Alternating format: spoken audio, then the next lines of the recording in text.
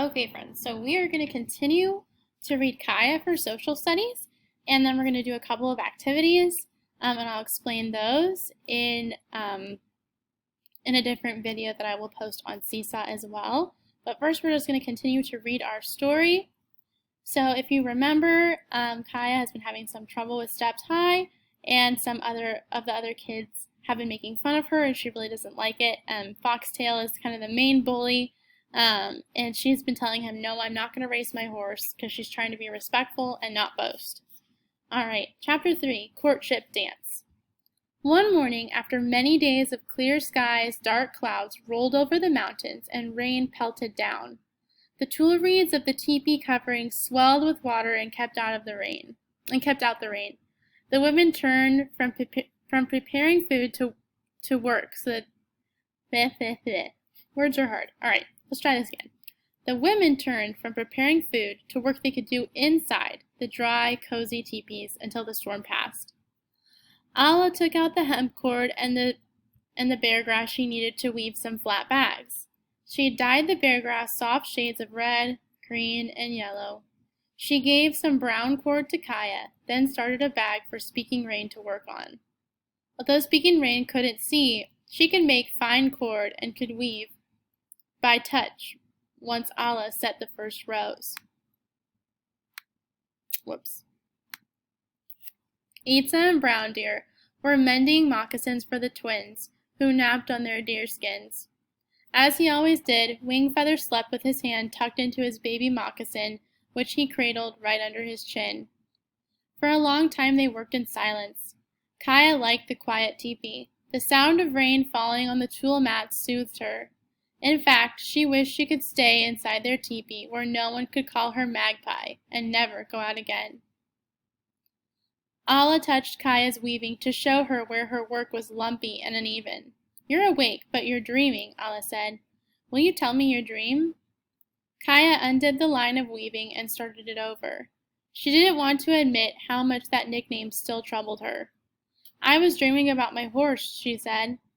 When I was a girl, we didn't dream of horses, Alla said with a smile. When I was a girl, we didn't even have horses. When we traveled, we walked on our own 2 feet, and our strong dogs pulled our loads for us. But you know about these things, Itza said respectfully. But dogs couldn't pull the big loads that our horses do, and we couldn't travel as fast on foot as we can on horseback. But our scouts could run fast, Alla said. The scouts who lived near the trail to enemy country ran as fast as the wind to warn us of danger. Alla's fingers flew as she wove the bag. Already she'd finished a plain border and was adding a lovely pattern of triangles. It's true the scouts were swift, Itza said, but no man runs as fast as a horse. No man can travel as far on foot as he can on horseback. She began sewing a new sole onto a moccasin with a length of sinew. Now the men ride far away, but often they don't come back for a long, long time, Alla said. Things were better in the old days. I can't imagine our warriors without their horses, Brown Deer said softly. A warrior is so fierce on horseback, he fights so bravely.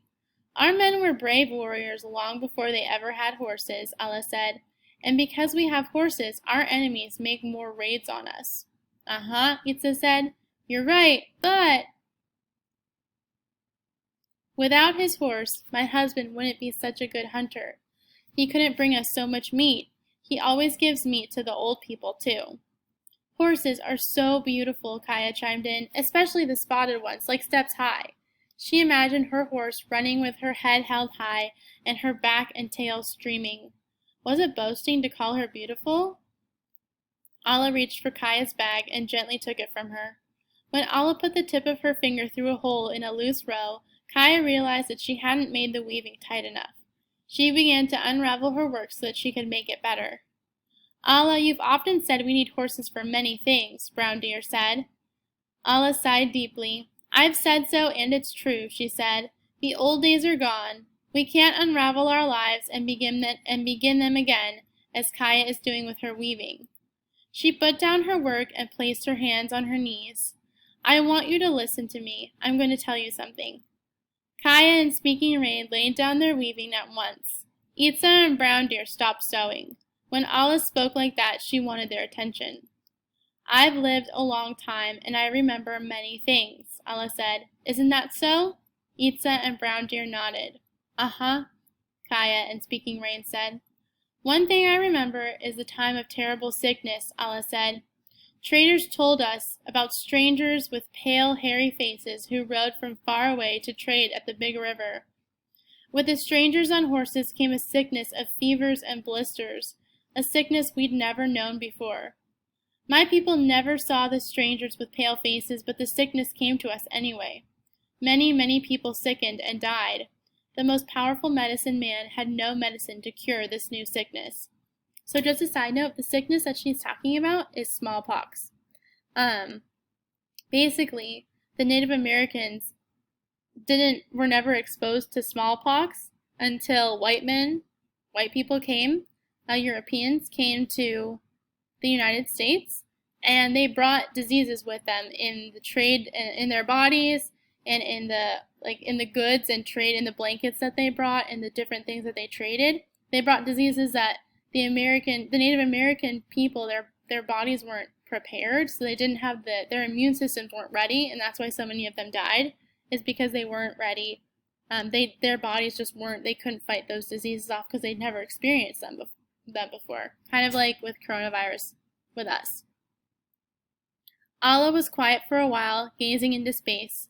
Then she ran her hands across her cheeks. You see these pockmarks on my face, she said. I was one who got the sickness. My own mother died of it. I've told you that too. These pockmarks remind me how few of us survived. They remind me that not just good things come into our lives with the horses, but the marks also remind me to be strong and help others. Kaya looked at Allah's solemn face. She knew Allah was thinking about the bad things in the past. Kaya was ashamed to be worrying about an unpleasant nickname when so much suffering had come to others. Would difficult times like the sickness come again to the Nimipu? We've talked enough of that, Allah said. It's time to go back to work. Kaya began her weaving again, making each twist of cord as firm and as tight as possible. When she grew up, she wanted to be a wise, strong woman like Allah. Okay, I'm going to stop there. So what you're going to do is you're going to make a T-chart you're going to compare Allah's life to Kaya's life. So even though Kaya lived long ago, Allah lived even before her.